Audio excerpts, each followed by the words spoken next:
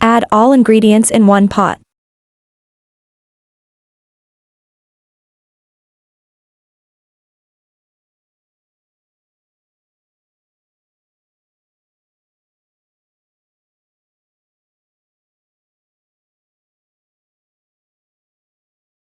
Add water.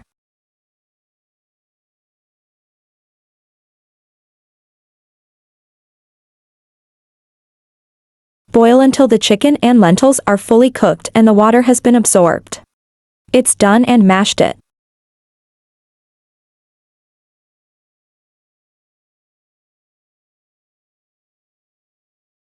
After mashed well, add all these ingredients.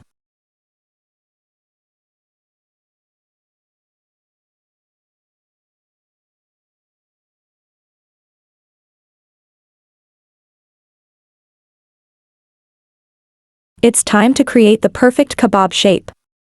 Enjoy it. If you like the video, subscribe my channel Kitchen Spice.